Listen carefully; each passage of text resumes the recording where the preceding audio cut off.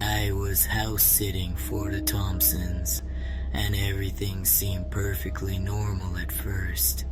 This sleek black cat Midnight was my only companion.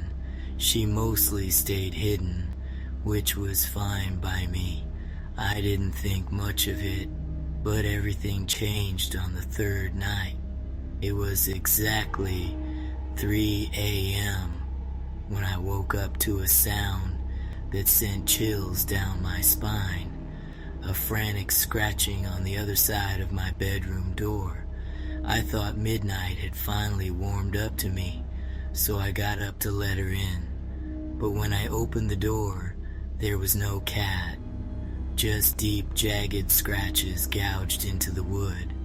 I found Midnight curled up under the couch downstairs, sound asleep.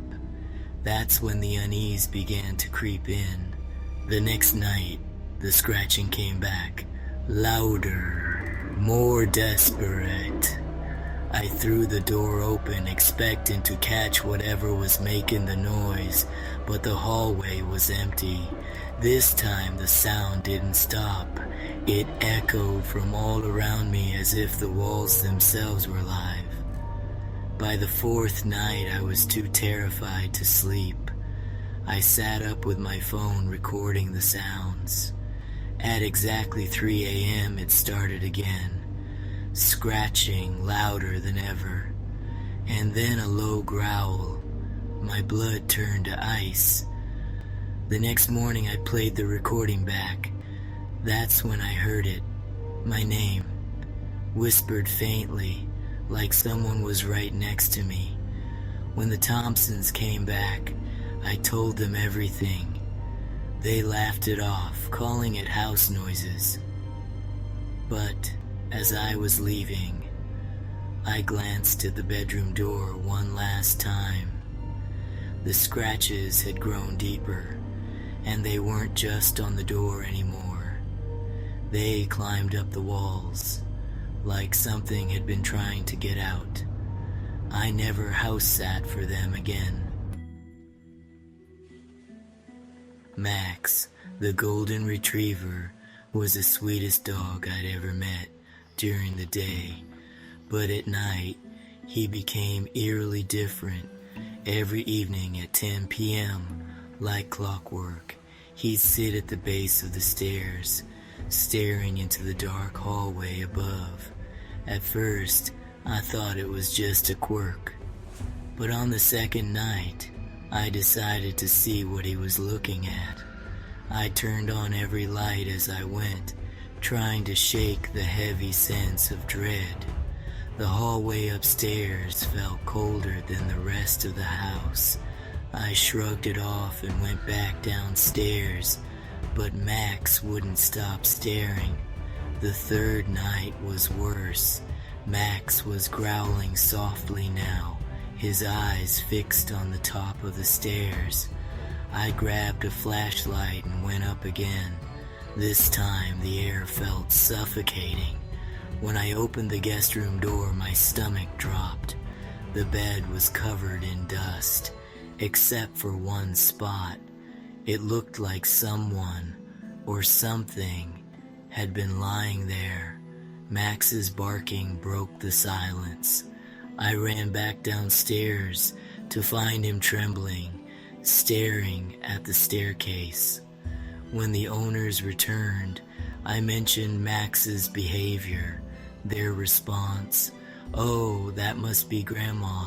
She used to love sitting at the top of the stairs, watching over the house." They said it like it was nothing, but I haven't slept the same since. Charlie was a chatterbox, constantly mimicking voices. His favorite phrases were, "Who's there?" and "Don't go."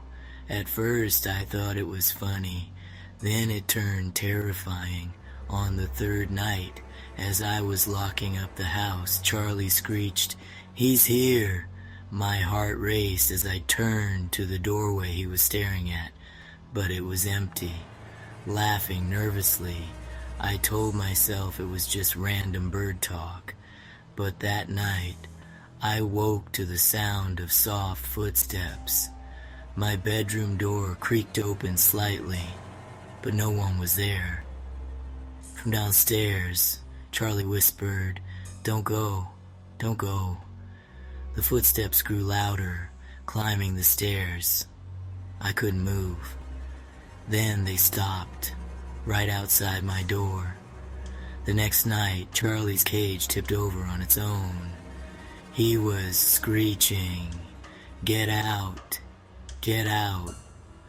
I turned to the wall and saw it, a shadow moving across the room, though there was no one there. It paused, turning toward me. When Charlie's owners came back, they admitted he'd said similar things to the last sitter, things he couldn't have known. Story 4. The Vanishing Dog Collar. Lucy, the border collie, was a sweetheart during the day, but at night, strange things began happening. Her collar disappeared on the second day, and I found it hanging on the guest room doorknob, a room I hadn't even entered. The next night I heard jingling downstairs. When I checked, Lucy was in her bed fast asleep, but the sound continued coming from the hallway. Narrator whispers. On the 4th night, Lucy barked frantically at the bushes outside. I found her collar buried in the dirt, scratched and torn. Her owners admitted it wasn't the first time this had happened. The collar always moves, they said, but no one's ever seen who or what moves it. Story 5. The Thing in the Basement. Winston, the orange tabby, loved the basement, but I was warned never to go down there at night. On the 4th night, Winston's yowling became unbearable. Against my better judgment, I opened the basement door. Flashlight flickering sound effect. The air was icy. Winston darted past me, hissing at the far corner. That's when I saw it. A tall, thin figure with hollow eyes, hunched in the shadows. Narrator shivers. I slammed the door and locked it. The next day, the owners casually mentioned the house had a history. That was the last time I ever stepped foot in that house. They say the scariest things are the ones we can't explain. These stories still haunt me to this day. If you've ever experienced something similar, share your story in the comments. Who knows? Maybe the truth is even stranger than fiction, but in a weird way, that's what makes it charming and intriguing to think about. Maybe I'm the weird one. But anyway, thanks for watching. Like, comment, and subscribe for more, and hit the notification bell for more stories like this one that will be uploaded in due time.